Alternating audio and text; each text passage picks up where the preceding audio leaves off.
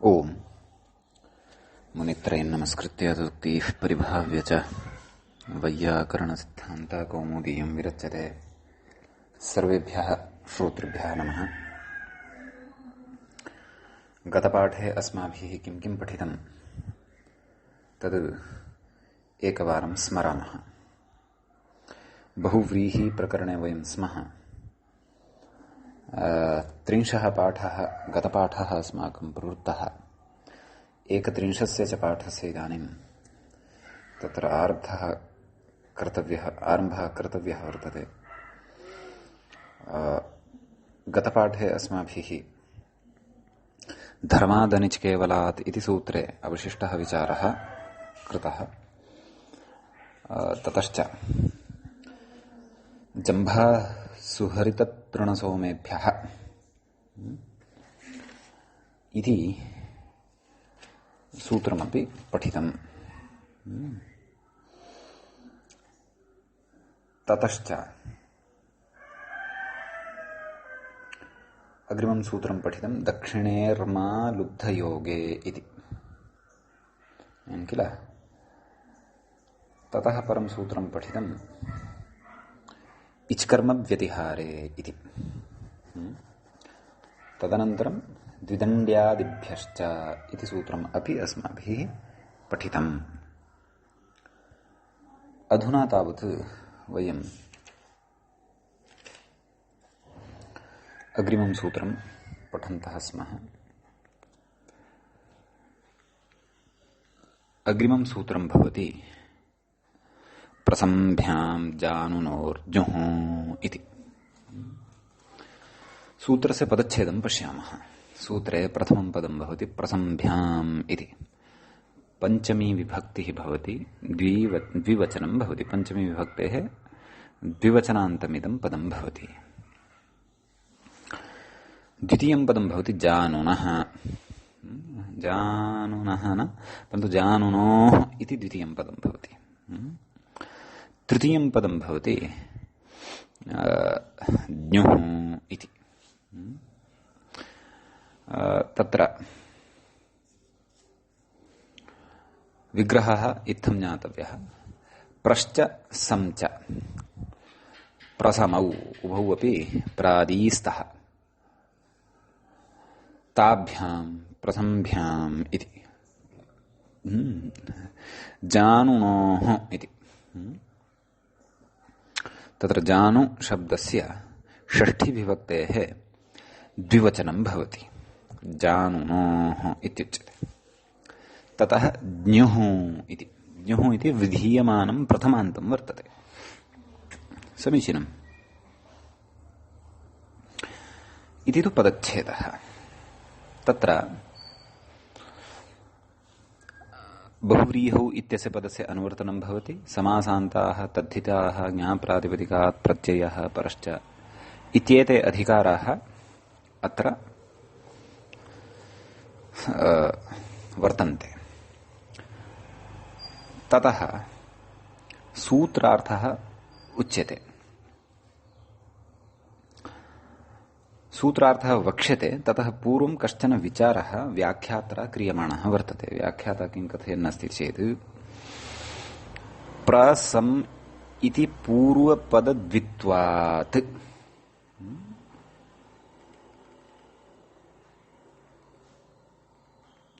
ज्ञायते।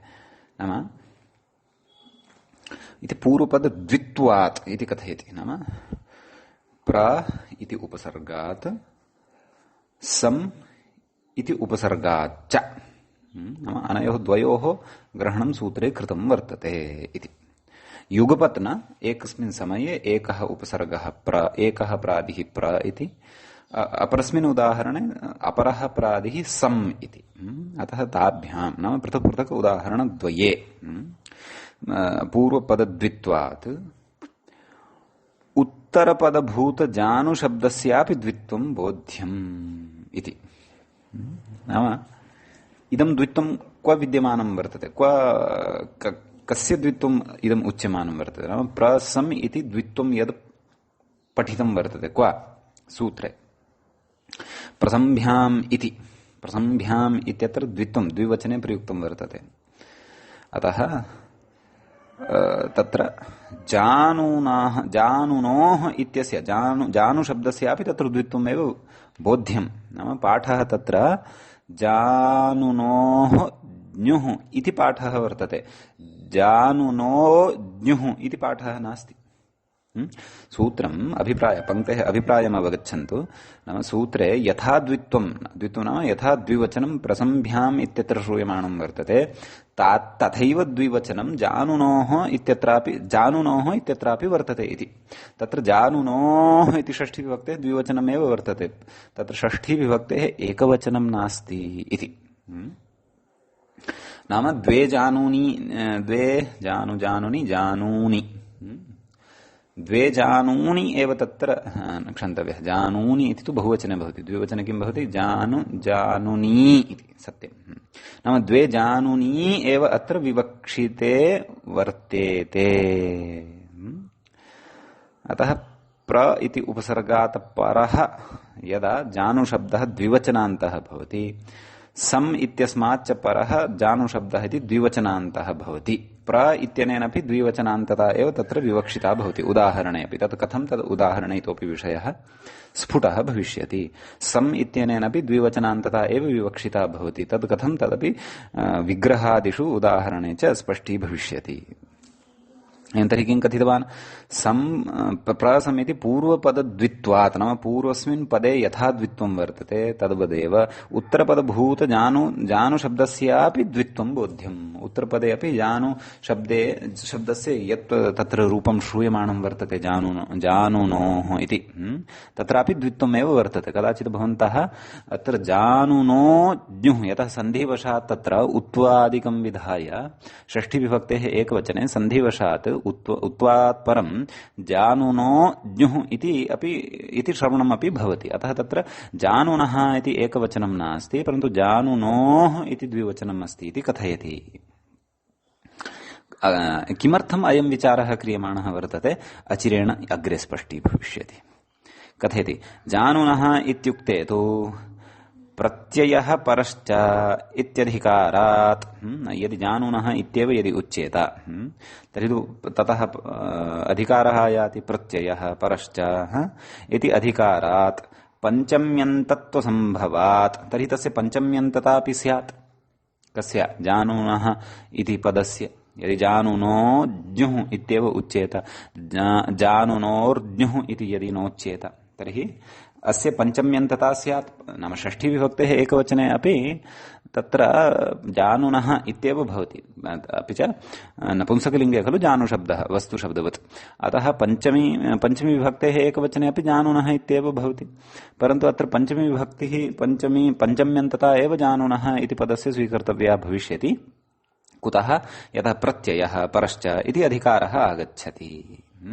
अतः किमुच्यते? पञ्चम्यन्तत्वसम्भवात् ज्ञोः प्रत्ययत्वञ्च सम्भाव्येत इति। तथा चेत् जानु इति शब्दात् तत्र ज्ञुः इति प्रत्ययः भवति इति आशंका स्यात्, अथवा इति विधानं निर्मितं स्यात्। यदि जानुनः इति एकवचनमेव स्वीक्रियेत तर्हि प्रत्ययः परश्च इति अधिकारेण सह एकवाक्यतया अत्र जानुनः इति पञ्चम्यन्त बोधः स्यात्। तर्हि अयं सूत्रस्य अर्थः स्यात्, नाम सम् प्र उपसर्गात् परः यः जानुशब्दः तस्मात् ज्ञुः इति समासान्तः प्रत्ययः भवति। अपि च सम् इति उपसर्गात् परः यः जानुशब्दः तस्मात् ज्ञुः इति प्रत्ययः समासान्तः भवति। परन्तु प्रकृते ज्ञुः इति प्रत्ययः नास्ति। ज्ञुः इति तु आदेशः वर्तते। ज्ञुः इति आदेशः कस्य स्थाने वर्तते इति चेत् द्विवचने विद्यमानः यः जानुशब्दः तस्य स्थाने ज्ञुः इति आदेशः भवति। एवं खलु? तच्च सः सूत्रार्थः अस्माभिः द्रक्ष्यते। कथयति? तस्य आदेशत्वसिद्धये षष्ठी द्विवचन निर्देशः। कस्य? ज्ञुः इत्यस्य आदेशत्वसिद्धये, नाम तस्य आदेशत्वं सिद्धं यथा भवतु तदर्थं खलु। नाम ज्ञुः इति प्रकृते आदेश एव वर्तते, न तु अन्यविधः कश्चन। अतः प्रकृते तत्र षष्ठी द्विवचनस्य तत्र निर्देशः स्वीक्रियते। षष्ठी द्विवचनं यदि आयातं तर्हि तु क्लेशो नास्ति, तर्हि तु तस्य स्थाने ज्ञुः इति आदेशः भविष्यति एव। षष्ठीस्थाने योग इति परिभाषायाः उपस्थित्या, तस्याश्च अनेकाल्षित् सर्वस्य इति परिभाषा नियामकपरिभाषायाः उपस्थित्या च जानुनोः उभयोः स्थाने अपि ज्ञुः इति आदेशः भविष्यति। तदाह नाम तदा सूत्रार्थं कथयति। किं कथयति? ज्ञुरादेशः। अधुना सूत्रार्थः द्रष्टव्यः। किं कथयति? आभ्यां परयोः, आभ्यां परयोः नाम आभ्यां नाम काभ्यां नाम प्रथमभ्याम् इति, प्रथमभ्यां परयोः। अग्रे किं कथयति पश्यतु, जानुशब्दयोः, तत्र जानुशब्दौ यौ वर्तेते नाम द्विवचनापन्नः यः जानुशब्दः वर्तते तस्य अथवा द्वयोः जानुशब्दयोः ज्ञुः इति आदेशः भवति। कदा? बहुव्रीहौ, बहुव्रीहि समासे इत्यर्थः। एवं खलु? तर्हि तत्र पश्यन्तु, इदानीम् अस्माभिः उदाहरणसिद्धिः करिष्यते। तत्र उदाहरणं पश्यन्तु। प्रथमम् इदानीं प्र इत्यस्मात् परयोः जानुशब्दयोः स्थाने तत्र उदाहरणम् अस्ति उच्यमानं प्रगते जानुनी यस्य सः प्रज्ञुः इति बहुव्रीहिः वर्तते। तर्हि प्रगते जानुनी यस्य इति तु क्रियते लौकिकविग्रहः। अलौकिकविग्रहः प्रकृते कथं कर्तव्यः इति चेत् तत्र अलौकिकविग्रहे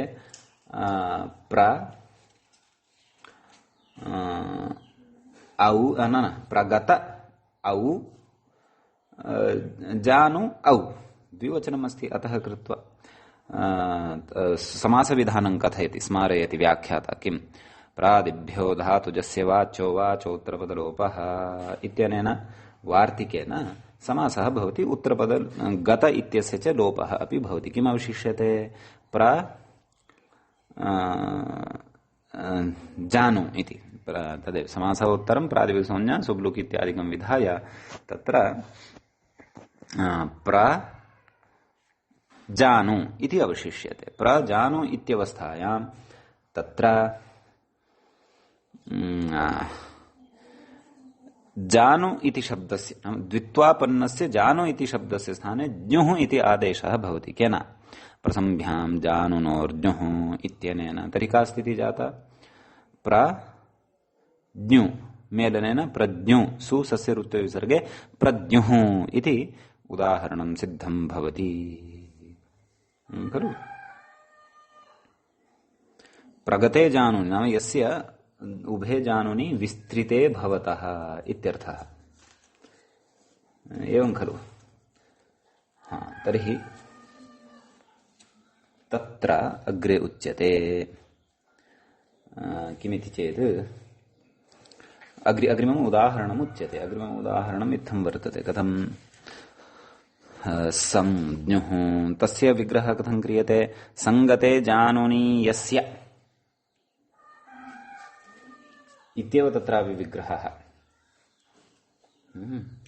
अलौकिकविग्रहः कथं? संगत औ जानु औ इति समासः तेनैव। प्रादिभ्यो धातुजस्य वाच्यो वाचोत्तरपदलोपः प्रातिपदिकसंज्ञा सुब्लुक् सम जानु इति अवशिष्यते।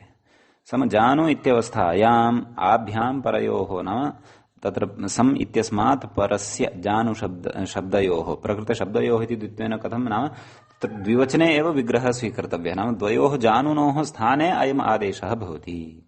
तत्र द्वित्वं जानुद्वयं कथम् अवगम्यते इति चेत् लौकिकविग्रहं दृष्ट्वापि जानुद्वयं गम्यते। अलौकिकविग्रहे चापि तत्र औ इति प्रत्ययः भवति। यस्य च वयं तत्र लुकं कुर्मः लोपं कुर्मः सः प्रत्ययलक्षणत्वेन तु तत्र तिष्ठति। नाम द्वित्वं तु तत्र जानुशब्दस्य भवत्येव।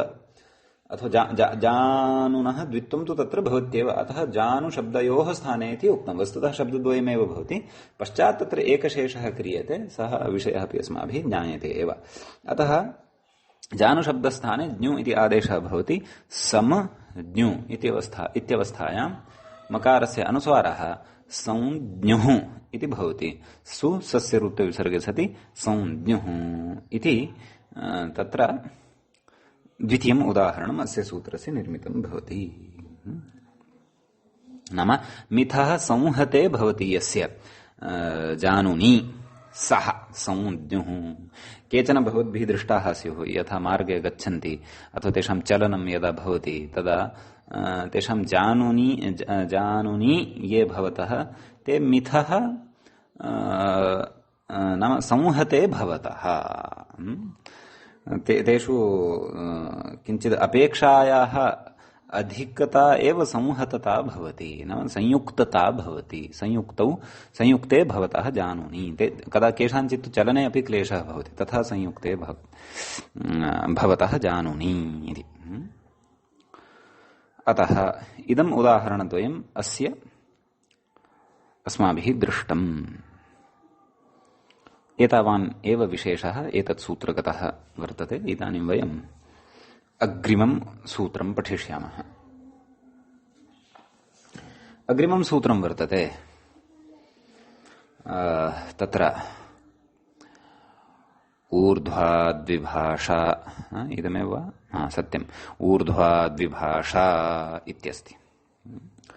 तत्र ऊर्ध्वात् इति पंचमी विभक्तेः एकवचनम् अस्ति, विभाषा इति प्रथमान्तं वर्तते।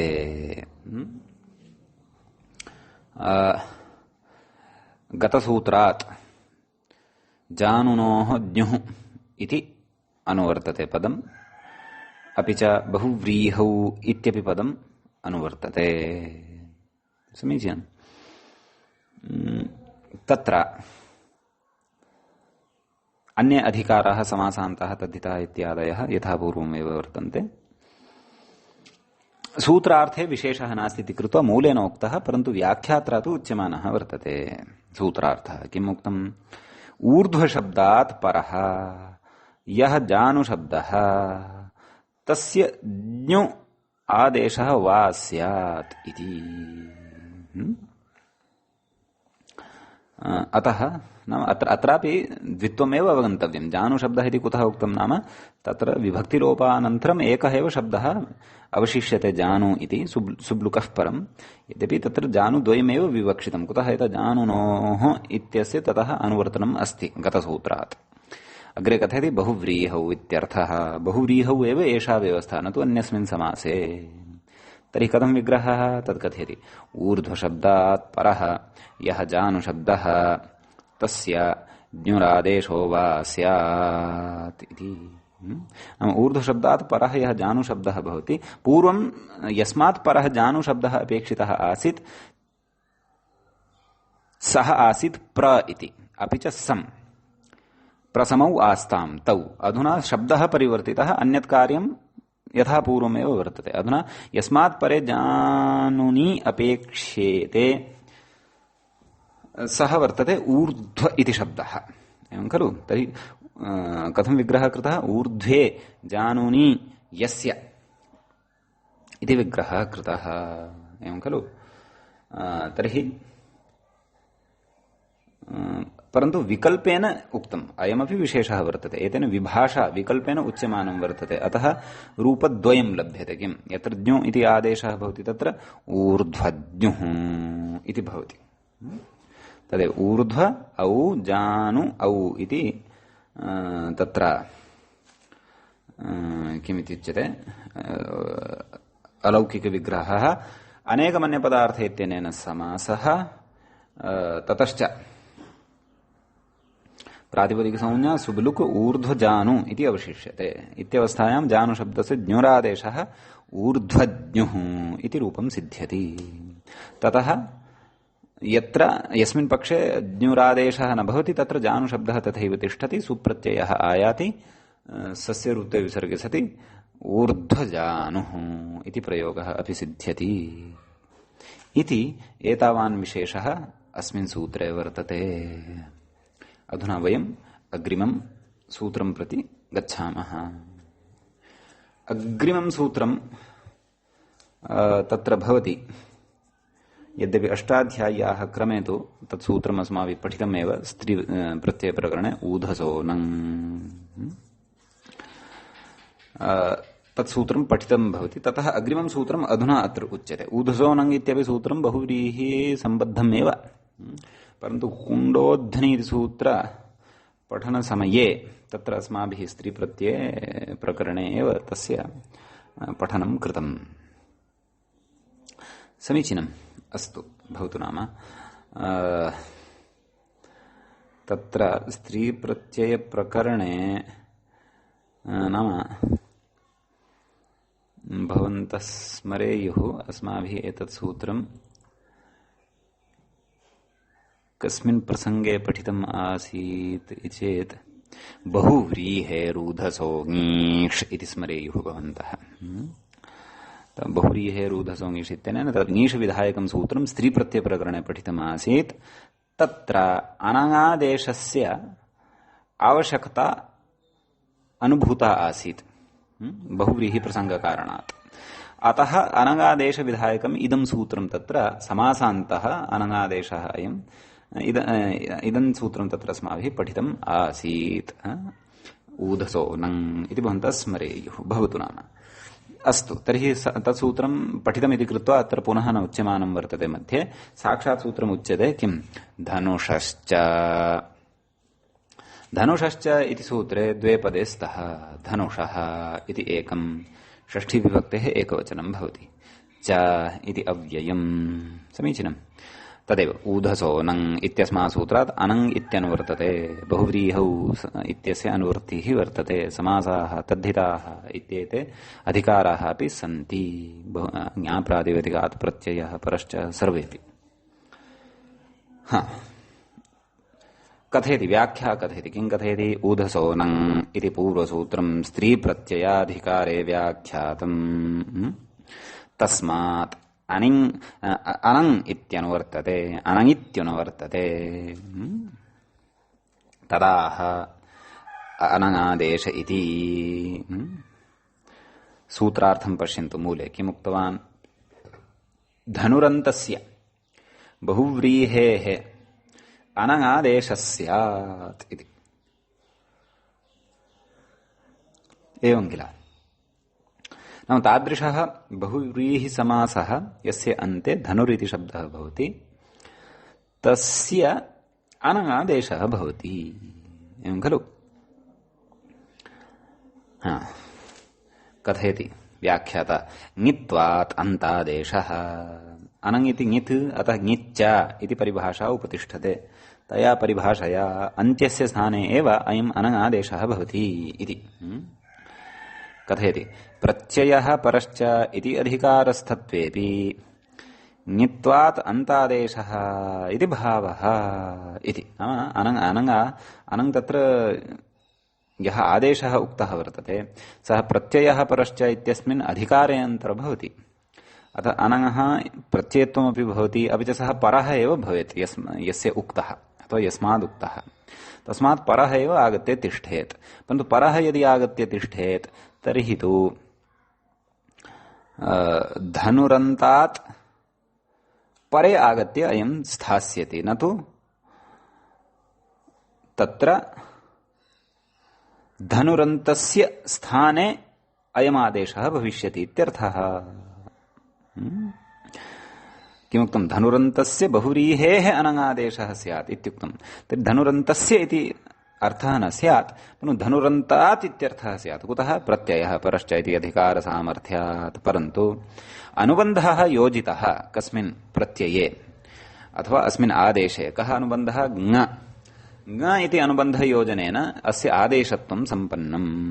तर्हि एषः धनुरन्तात् परे न भविष्यति, परन्तु धनुरन्तस्य स्थाने भविष्यति। तत्रापि ङिच्च इति परिभाषाबलात् अन्त्यस्य स्थाने भविष्यति इति अत्र वैशिष्ट्यम् अस्ति सूत्रार्थकरणे। एवं खलु? अतः सः विचारः उक्तः व्याख्यात्र इत्यधिकारस्थत्वेऽपि ङित्वात् अन्तादेशरि भावः। अस्तु, उदाहरणं साधयिष्यते किं द्विधन्वा ततः शारङ्गधन्वा इति उदाहरणद्वयं साधनीयम् अस्ति अस्माभिः। किं कथयति? लौकिकविग्रहं पश्यन्तु। द्वे धनुषी यस्य इति विग्रहः इति लौकिकविग्रहः अस्ति।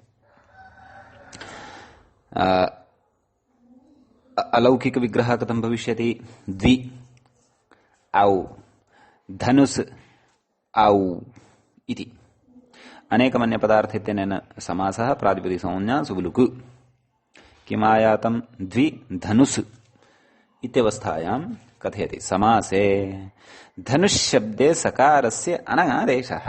नाम द्विधनुस् इति यः शब्दः अस्ति तस्य सकारः यः अस्ति अन्त्यः ङिच्च इति परिभाषया तस्य अन्त्यस्य सकारस्य स्थाने एव अनगादेशः। एवं खलु? का स्थितिः जाता? द्विधनु अनङ्। द्विधनु अनङ् इत्यवस्थायां ङकारः इत्, ङकारस्य इत् संज्ञा भवति। किम् अवशिष्टं? द्वे धनु अन्। अकारः तर्हि कुत्र गतः? तद्विषये कथयति। अकारः उच्चारणार्थः। कः अकारः इति चेत् नकारोत्तरवर्ती अकारः। सः अकारस्तु उच्चारणार्थः अस्ति केवलः। तर्हि कथयति का स्थितिः जाता? द्विधनु अन्। द्विधनु अन् इत्यवस्थायाम् उकारस्य यणिति भावः। उकारस्य यण् भवति। द्विधन्वन्, द्विधनु अन् उस्थाने व द्विधन्वन् इति शब्दः आयातः। द्विधन्वन् इत्यवस्थायां सुप्रत्ययः, सुप्रत्यये सति तत्र द्विधन्वन् इति अस्ति खलु, सर्वनामस्थाने चासम्बुद्धौ इत्यनेन उपधा दीर्घः। द्विधन्वान् सु हल्ङ्यादिना सौरलोपः न लोपः प्रातिपदिकान्तस्य इत्यनेन नकारस्य लोपः। द्विधन्वा इति अवशिष्टम् ज्ञायते। अतः द्विधन्वा इति प्रयोगः एवं सिद्ध्यति। समीचीनम्। अग्रिमम् उदाहरणं किमस्ति? शारङ्गधन्वा इति। कथं शारङ्गधन्वा इत्यस्य विग्रहः कर्तव्यः? आदौ शारङ्गम् इति निर्मातव्यम्। शारङ्गम् नाम किं तद् ज्ञास्यते। किं कथयति? शृङ्गस्य इदं शारङ्गम्। शृङ्गम् नाम तदेव प्राण्यवयवविशेषः, गवादीनां महिषादीनाम् अवयवविशेषः शिरसि यः भवति। अस्तु, तत् शृङ्गम्। शृङ्गस्य इदं शारङ्गम् भवति। कुतः? शृङ्ग इत्यस्मात् शब्दात् शृङ्गस्य इदम् इत्यस्मिन् अर्थे तस्येदम् इत्यनेन सूत्रेण अण किमायातं? शृङ्ग अ आदिवृद्धिः, रुवर्णस्य स्थाने आर् इति वृद्धिः भवति। शारङ्ग अ भत्वात् अकारलोपः। शारङ्ग अ शारङ्ग सु अं पूर्वरूपं शारङ्गम् इति। अग्रे कथयति तद् धनुर्यस्य इति विग्रहः। शारङ्गं धनुः यस्य, नाम शृङ्गेण निर्मितं यद्धनुः वर्तते तद् अस्ति यस्य, सः कः? शारङ्गधन्वा इति खलु। तर्हि शारङ्गं धनुः यस्य इति लौकिकविग्रहः। अलौकिकविग्रहः शारङ्गसु धनुस् सु अनेकमन्यपदार्थे समासः प्रातिपदिकसंज्ञा सुबुलुक्। शारङ्गधनुस् प्रकृतसूत्रेण अनगादेशः। शारङ्ग अन् खलु, क्षन्तव्य। शारङ्गधनु अन् यण् शारङ्गधन्वन् तदेव कथयनस्ति। उकारस्य यणिति भावः। शारङ्गधन्वन् सुप्रत्ययः सर्वनामस्थाने चासम्बुद्धौ। शारङ्गधन्वान् सु हल्ङ्यादिना सौर्लोपः न लोपः प्रातिपदिकान्तस्य नकारलोपः। शारङ्गधन्वा एवं खलु। शारङ्गधन्वा शारङ्गधन्वानो शारङ्गधन्वानः एवं रीत्या रूपाणि एवमेव द्विधन्वा द्विधन्वानो द्विधन्वानः शर्मा शर्माणो शर्माणः एवं रीत्या रूपाणि भवन्ति ज्ञायते ज्ञायते चेत् सम्यक् अस्तु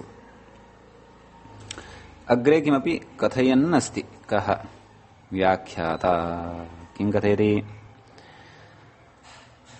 महिम्नस्तवे महिम्नः स्तवे प्रयोगः कृतः कथं कृतः स्वलावण्याशंसा धृतधनुषम् इत्यादि इत्यादि किमपि स्यात् तत्र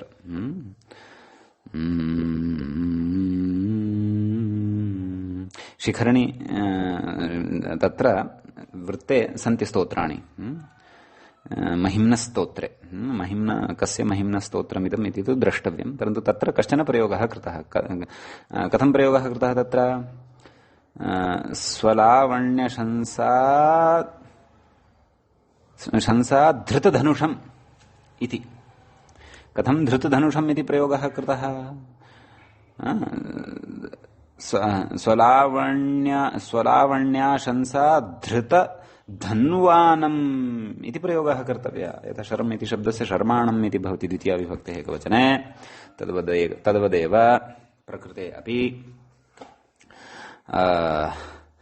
धृतधन्वन् इति शब्दः तत्र साधनीयः स च तदेव अनङादेशपूर्वकं सः शब्दः साधनीयः अतः आशंसा धृतधनुषम् इति न प्रयोक्तव्यं परन्तु आशंसा धृतधन्वानम् इति प्रयोगः कर्तव्यः तथापि कविना तथा न प्रयुक्तं सः तु धृतधनुषम् इति कथयन् अस्ति इति चेत् कथयति अग्रे इति प्रयोगस्त्वार्षः नाम अयं प्रयोगस्तु आर्षः वर्तते इति कथयति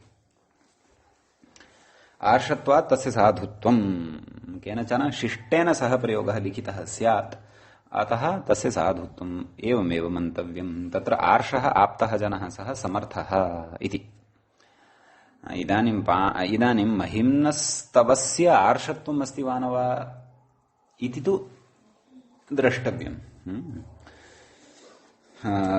ये आर्षत्वम् अङ्गीकुर्वन्ति ते आर्षत्वात् तस्य प्रयोगस्य साधुत्वम् अङ्गीकुर्वन्ति येषां मते नास्ति तेषां मते अयं प्रयोगः असाधुः इत्येव यतः कः विषयः आर्षः स्वीकर्तव्यः कः न विषयः आर्षः स्वीकर्तव्यः इत्यत्र अपि अस्ति तत्र जनानां भिन्ना भिन्ना दृष्टिः भवतु नाम व्याख्यातुः अनुसारं तु अयं प्रयोगः आर्षः अतः आर्षत्वात् तत्र साधुत्वम् अस्य स्वीकर्तव्यं भवतु नाम तत्र अनङादेशः न कृतः इति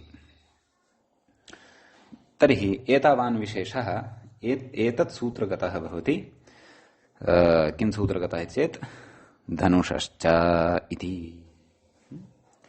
इदानीं वयम् अग्रिमं सूत्रं पठिष्यामः अग्रे सूत्रं वर्तते वा संज्ञायाम् इति अस्ति वा संज्ञायाम् इत्यस्मिन् सूत्रे वा इति अव्ययपदं भवति संज्ञायाम् इति सप्तमी विभक्तेः एकवचनं भवति तत्र धनुषश्च इत्यस्मात् सूत्रात् धनुषः इत्यनुवर्तते ऊधसो नङ् इत्यस्मात् सूत्रात् अनङ् इत्यनुवर्तते बहुव्रीहौ सख्यक्षणौ इत्यादि सूत्रात् बहुव्रीहौ इत्यनुवर्तते समासान्ताः तद्धिताः ज्ञाप्रातिपदिकात् प्रत्ययः परश्च एते अधिकाराः वर्तन्ते अत्र अतः सूत्रार्थः इदानीं द्रष्टव्यः मूलकारेण तु सूत्रार्थः न कृतः तत्र कथयति व्याख्याता किं धनुषश्च यद्यपि सरलः एव अस्ति सूत्रार्थः तथापि कथयति धनुषश्च इत्युक्तः अनङ् धनुषः च यः अनङ् उक्तः वर्तते धनुषः च इत्युक्तः नाम इत्यनेन सूत्रेण यः अनङ् उक्तः वर्तते सः अनङ् संज्ञायां वा स्यादित्यर्थः नाम संज्ञायां विकल्पेन भवति इत्यर्थः एवं खलु किमुदाहरणं शतधन्वा इति। कथं तत्र विग्रहः कर्तव्यः इति चेत् शतं धनूंषि यस्य, एवं खलु, शतम् इति तु नित्य एकवचने एव भवति। शतं धनूंषि यस्य सः शतधन्वा, एवं खलु। तर्हि अलौकिकविग्रहः कथं? शतसु धनुस् जस् अनेकवन्यपदार्थे समासः प्रातिपदिकसंज्ञा सुबुलुकु किमवशिष्यते? शतधनुस् इत्यवस्थायां वा संज्ञायाम् इत्यनेन सूत्रेण विकल्पेन अनङादेशः। अनङादेशः यस्मिन् पक्षे तत्र शतधनु अन् यण् शतधन्वन् सुप्रत्ययः उपधादीर्घः नलो सुलोपः नलोपः शतधन्वा इति रूपं सिद्ध्यति। विकल्पेन उक्तम्, पक्षे अनङादेशो न भवति, अतः शतधनुः इत्येव प्रयोगः। तत्र शतधनुस् इति अवशिष्यते अलौकिकविग्रहात् परं समासादि विधाय। शतधनुस् इत्यत्र सुप्रत्ययः आयाति, तस्य सुप्रत्ययस्य हल्ङ्यादिना लोपः भवति। शतधनुस् इति अवशिष्यते, सस्य रुत्वविसर्गे सति शतधनुः इति प्रयोगः सिद्धः भवति इत्यर्थः। अतः शतधन्वा शतधनुः। कदा परन्तु एषः विकल्पः? संज्ञायां गम्यमानायामेव, नान्यथा। कुतः? संज्ञा शतधन्वा इत्यपि श्रूयते, शतधनुः इत्यपि श्रूयते, परन्तु कविना यथा प्रयुक्तं पूर्वं सा तु संज्ञा नास्ति। स्वलावण्य किमुक्तं? स्वलावण्याशंसा धृतधनुः इति तु कस्यापि संज्ञा नास्ति। अतः तत्र तेन कविना अनङादेशः कर्तव्यः, तथापि आर्षत्वात् तस्य साधुत्वं कथयन्नस्ति व्याख्याता बहुत्र। एवं तर्हि अग्रे कथयति, किमपि कथयति। कः व्याख्याता? किं कथयति? शतधन्वा नाम राजविशेषः। कश्चन राजा, तस्य नाम वर्तते। स्यमन्तकोपाख्याने प्रसिद्धः। इतिहासपुराणादिषु क्वचित् स्यमन्तकोपाख्यानं पठ्यते, तत्र कश्चन शतधन्वा इति राजा प्रसिद्धः वर्तते। कदाचित् सः एव शतधन्वा इति नाम्ना अपि व्यवह्रियते, शतधनुः इत्यपि नाम्ना व्यवह्रियते। कदाचित् शतधनुः तस्य निक् नेम् स्यात्, यथा अद्यत्वे परिपाटी अस्ति खलु वास्तविकं नाम तस्य शतधन्वा इति स्यात्। अतः पाणिनिना उभयोः अपि व्यवस्था कृता। शतधन्वनः निक् नेम् व्यवस्था अपि कृता, अपि वास्तविकनाम्नः व्यवस्था अपि कृता, वास्तविकस्य नाम्नः अपि व्यवस्था कृता। एतद् मया विनोदाय उच्यते इति न स्यात्। शतधनुः इति तस्य नामान्तरं स्यात् इत्येव वक्तव्यम्। अतः एव विकल्पेन एषा व्यवस्था उच्यमाना वर्तते। एतावान् विशेषः वा संज्ञायाम् इति सूत्रे वर्तते। समीचीनम्। अधुना अग्रिमं सूत्रं प्रविशामः। अग्रे सूत्रं वर्तते किम्? जायायानिङ्। जायायानिङ् अत्र प्रथमं पदं भवति जायायाः। जाया इति आकारान्तस्य शब्दस्य षष्ठी विभक्तेः एकवचनं भवति, जायायाः इति। द्वितीयं पदं वर्तते निङ् इति, प्रथमान्तं वर्तते विधीयमानं। तत्र बहुव्रीहौ समासान्ताः इत्यादयः अधिकाराः अनुवर्तन्ते। कथयति आदेश इति नाम सूत्रार्थः उक्तः। जायान्तस्य बहुव्रीहेः नाम तादृशः बहुव्रीहिः यः बहुव्रीहिः जायान्तः वर्तते, जाया शब्दः यस्य अन्ते वर्तते, तादृशजायान्तस्य कः आदेशः भवति? निङादेशः भवति। निङादेशः इत्युक्तम्। कथयति व्याख्याता प्रत्ययः परश्च इत्यधिकारस्थत्वेपि ङित्वात् अन्तादेशोऽयमिति भावः। अनुबन्धविशेषः प्रकृते प्रयुक्तः इति कृत्वा अयम् आदेशः भवति, अस्य ङिदादेशत्वम् अस्ति इत्यर्थः खलु। अतः यथा अस्माभिः अत्र विचारितं धनुषश्च इत्यत्र अनङादेशपक्षे यथा विचारितं तद्वत् प्रकृतेऽपि विचार्यमाणं वर्तते अधुना। अतः अयं बहुव्रीहेः न विधीयते, नाम बहुव्रीह्यन्तात् न विधीयते, बहुव्रीहौ स्थितात् जायान्तात् न विधीयते, परन्तु अयं तु तत्र जायान्तस्य विधीयते। कुतः अयमर्थः आगतः? अस्य आदेशत्वात्। अयम् आदेशः वर्तते, आदेशत्वात् अयम् अर्थः लब्धः इति कृत्वा एषः जायान्तस्य स्थाने भवति। तत्र च ङिच्च इति परिभाषायाः उपस्थित्या अन्त्यस्य एव अलस्थाने भविष्यति इत्यर्थः। समीचीनं भवतु। उदाहरणं साधनीयं वर्तते अस्माभिः। किम्? युवजानिः इति उदाहरणं साधनीयं वर्तते। कथं तस्य विग्रहः कर्तव्यः इति चेत् युवतिः जाया यस्य सः युवजानिः इति। नाम जाया नाम पत्नी इत्यर्थः। तर्हि तत्र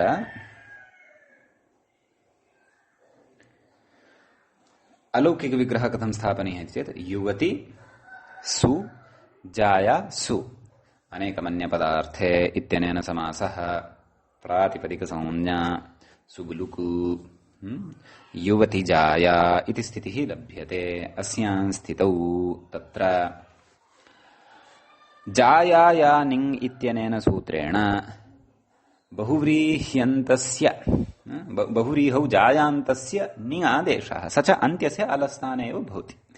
तर्हि युवति जाया इत्यस्मिन् सूत्रे क्षन्तव्य इत्यस्मिन् शब्दे अन्त्यः अल् कः इति चेत् युवति जाया इत्यत्र यकारोत्तरवर्ती आकारः अन्त्यः अल् वर्तते। तस्य अन्त्यस्य आकारस्य स्थाने निङ् इति आदेशः भवति। निङः नि इति अवशिष्यते। अतः युवति जायनि इति स्थितिः लभ्यते। ततः युवति जायनि इत्यवस्थायां तत्र यकारस्य लोपः विधीयते। एवं खलु। तर्हि यकारलोपः केन? तदर्थम् अग्रे इदानीं सूत्रम् उच्यमानं वर्तते। षष्ठाध्यायस्थं सूत्रं वर्तते। कथं?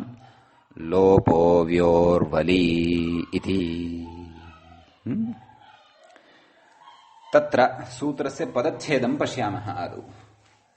लोपः इति प्रथमाविभक्तेः एकवचनं वर्तते, एवं खलु। व्योः इति षष्ठीविभक्तेः द्विवचनं वर्तते। वलि इति सप्तमीविभक्तेः एकवचनम् एव अस्ति। व्योः इत्यत्र विग्रहः ज्ञातव्यः। वच यच व्यौ, वच यच व्यौ तयोः व्योः नाम व इति व्यञ्जनं विवक्षितं, य इति च व्यञ्जनं विवक्षितं। तयोः स्थाने षष्ठी अस्ति इति चेत् तर्हि स्थाने योगा सा बोध्या। तयोः स्थाने कः आदेशः भवति? आदेशः सः भवति यः सूत्रे प्रथमान्ततया पठ्यते। कः पठ्यते प्रथमान्ततया? लोपः।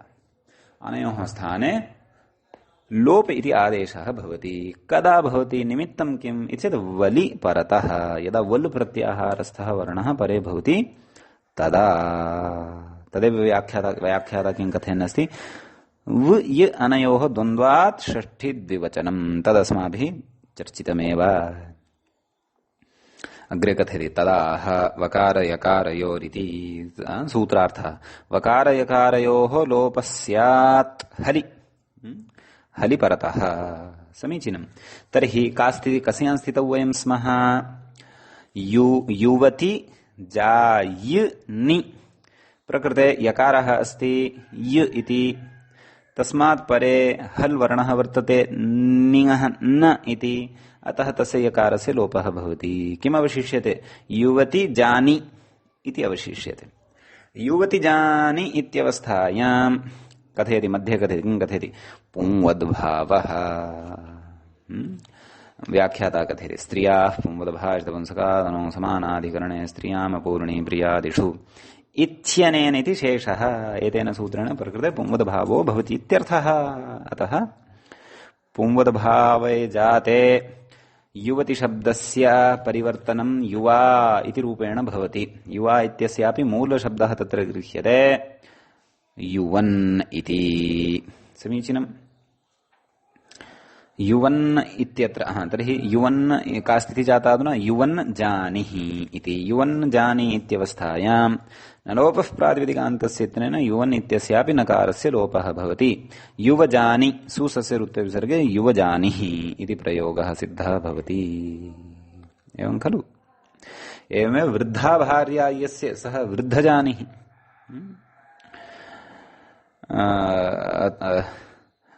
कोपिनी भार्या क्षन्तव्य जाया। कोपिनी जाया यस्य सः कोऽपि जानिहि पुंवद्भावः अपि नाम मया अन्ये प्रयोगाः उच्यमानाः वर्तन्ते। एवमेव सुन्दरी जाया यस्य सः सुन्दरजानिहि इति तत्र जाया शब्द विषये किञ्चित् जागरूकैः भाव्यम्। अथवा पूर्वयानि अस्माभिः उदाहरणानि पठितानि भार्या शब्द समन्वितानि स्त्रियः पुंवद् इत्यत्र तत्र जाया शब्दः प्रयुक्तश्चेत् रूपाणि एवं भविष्यन्ति। यथा एकम् उदाहरणं तत्र पठितं रूपवद्भार्यः, तस्य विग्रहः कथं? रूपवती भार्या यस्य।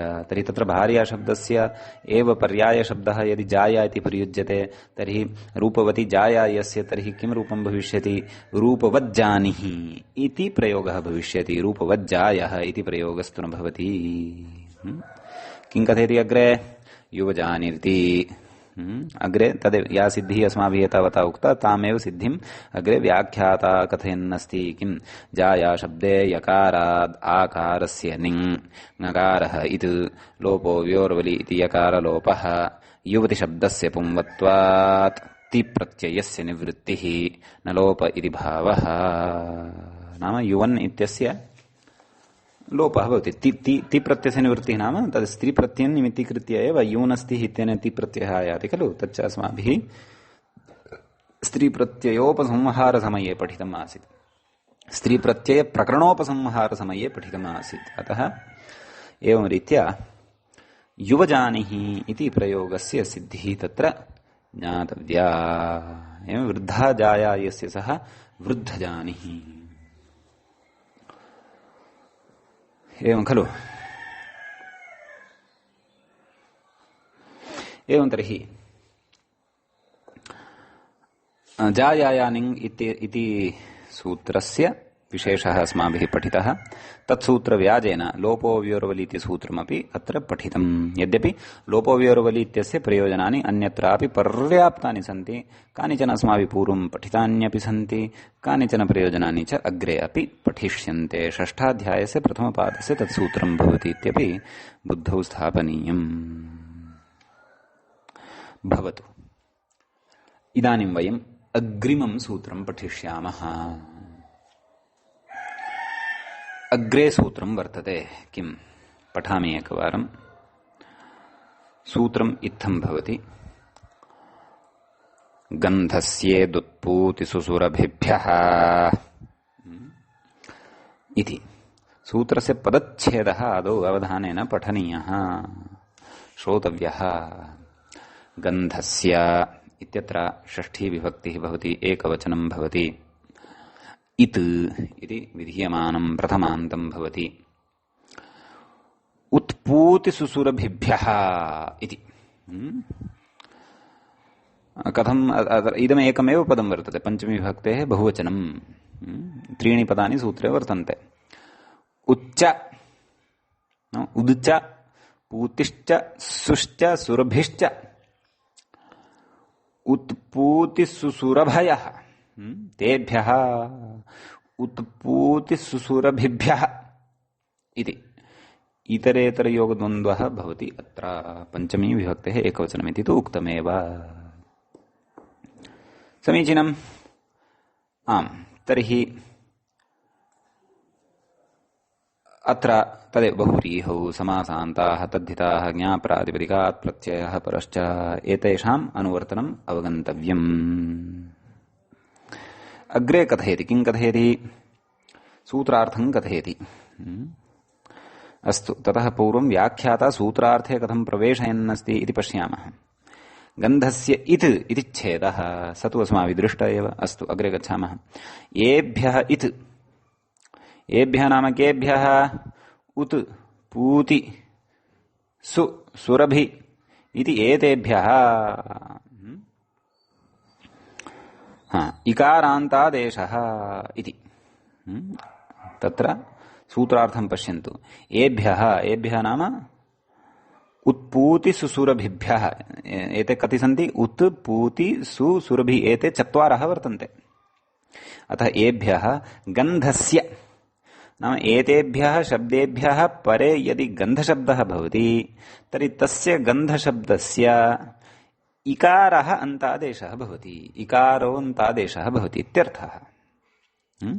तत्र च अलोन्त्यस्य इति परिभाषाबलात् अन्त्यस्य अलः एव स्थाने इकारादेशः भवति। गन्ध इत्यस्मिन् शब्दे अकारः अन्ते श्रूयमाणः वर्तते, अतः तस्य अकारस्य स्थाने अयम् इ इति आदेशो भवति इत्यर्थः। एवं खलु?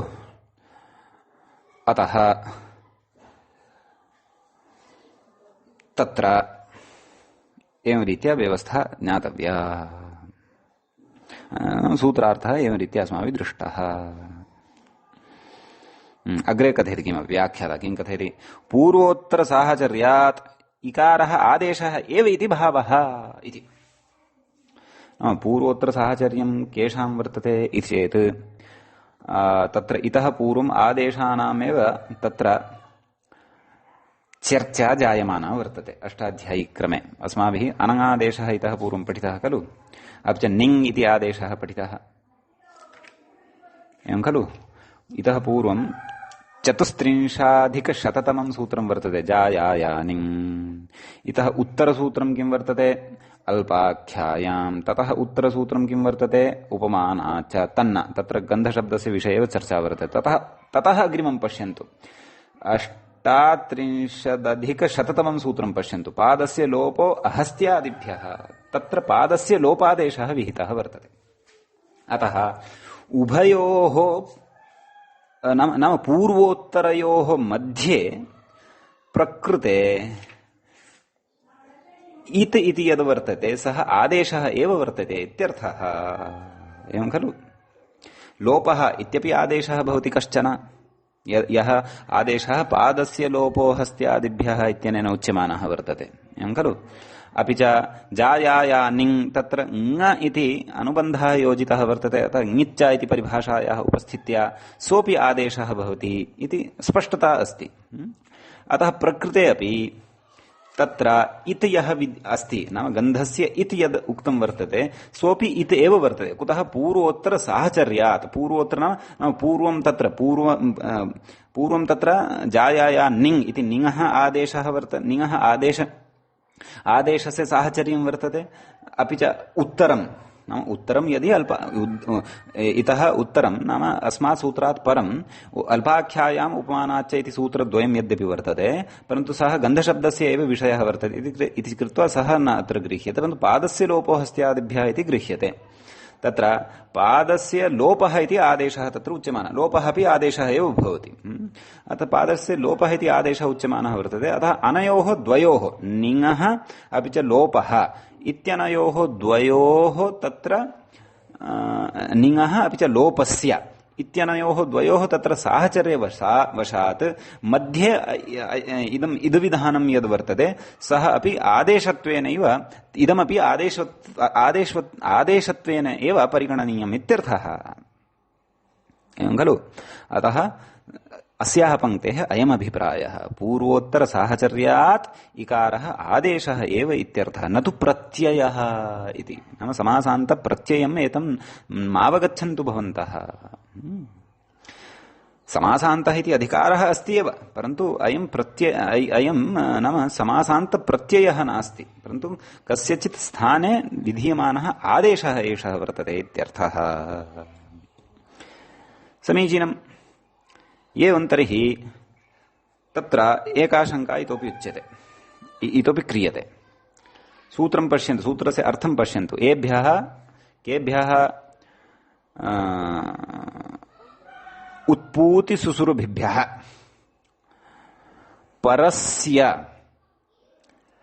इदादेशः खलु विहितः, तर्हि तत्र पञ्चम्यन्त नाम एतादृश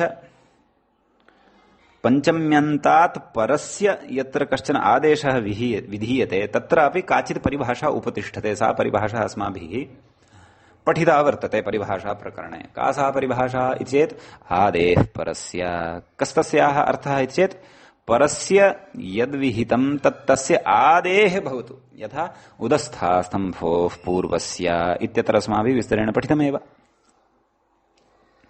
एवं किल। तर्हि उदस्थास्तम्भोः पूर्वस्य इतिवत् प्रकृते अपि उत्पूतिसुसुरभिभ्यः खलु एतेभ्यः परस्य गन्धस्य इदादेशः इत्युच्यते खलु। तर्हि एतेभ्यः परस्य यद् विधीयमानमस्ति तत्तस्य आदेः स्यात्, तत्तस्य आद्यस्य वर्णस्य स्यात् इति कृत्वा प्रकृते अपि गन्ध इति शब्दस्य अन्त्यस्य धकारोत्तरवर्ति अकारस्य इदादेशः न स्यात्, अपि तु गन्ध इति शब्दस्य यः आद्यः ग वर्णः अस्ति तस्य इदादेशः स्यात् आदेः परस्य इति परिभाषायाः प्रवृत्त्या। परन्तु तथा चेत् तर्हि अस्माभिः प्रयोगः साधयिष्यते कः? उद्गन्धिः, पूतिगन्धिः, सुगन्धिः, सुरभिगन्धिः। तत्र उदाहरणाय एकं स्वीकुर्वन्तु। उद्गन्धिः इति न श्रूयेत, परन्तु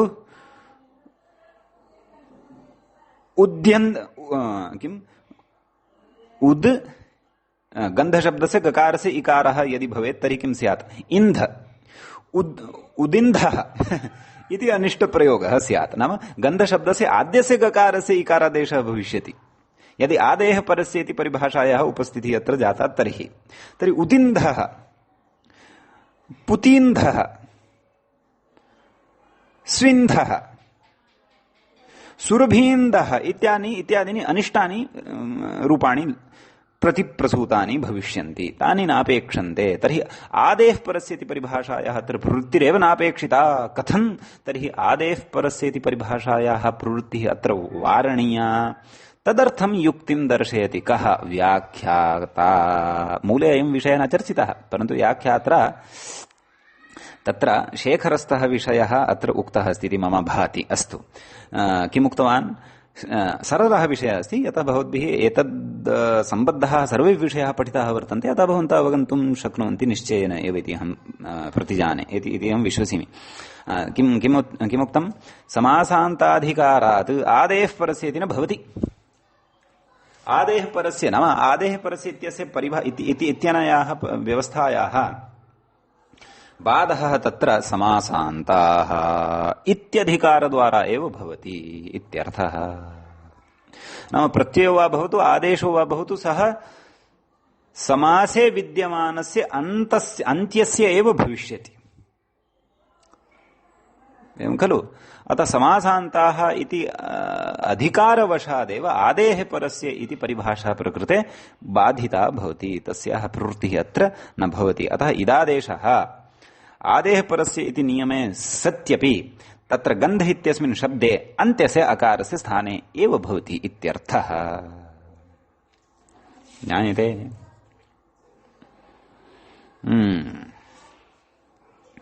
एवञ्च एषः विशिष्टः विचारः कश्चन विचारितः ग्रन्थकारेण। इदानीं वयम् उदाहरणेषु प्रविशामः।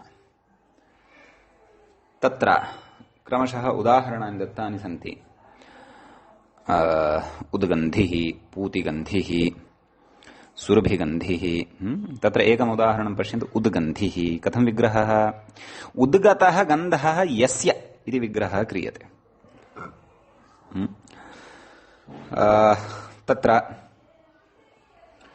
उद्गतसु गन्धसु इति अलौकिकविग्रहः कर्तव्यः। ततः प्रादिभ्यो धातुजस्य वाच्यो वाचोत्तरपदलोपः इत्यनेन तत्र समासः उत्तरपदस्य च लोपः। गत इति उत्तरपदं यत् श्रूयते तस्य लोपः। किम् अवशिष्यते? उद् इत्येव अवशिष्यते। का स्थितिः जाता? उद्गन्ध इति सिद्ध्यति। उद्गन्ध इत्यवस्थायां गन्धस्येदुत्पूति सुसुरभिभ्यः इत्यनेन सूत्रेण इदादेशः, गन्धशब्दे विद्यमानः यः अन्त्यः अकारः तस्य स्थाने इकारादेशः भवति। अतः मया यद् पूर्वमुक्तमासीत् षष्ठी स्थाने योगा इति अलोन्त्यस्य इति परिभाषया अन्त्यस्य भवति इति न, आदेः परस्य इति आदौ प्राप्नोति, परन्तु समासान्ताः इति परिभाषाबलात् आदेः परस्य इत्यस्य बाधः भवति। अतः अन्त्यस्य स्थाने एव अयम् इकारादेशः भवति इत्यर्थः। तर्हि का स्थितिः आयाता? उद्गन्धी, उद्गन्धी सुसस्य रुते विसर्गे उद्गन्धिः इति प्रयोगः सिद्धः भवति। अग्रिमानि उदाहरणानि वयम् अग्रिमे पाठे पठिष्यामः। अद्य तावत् एतावदेव अस्माभिः पठ्यमानं वर्तते। अत्रैव मङ्गलं कुर्मः। मुनित्रयं नमस्कृत्य उक्तिः परिभाव्य च वैयाकरणसिद्धान्तकौमुदीयं विरच्यते। सर्वेभ्यः श्रोतृभ्यः नमः।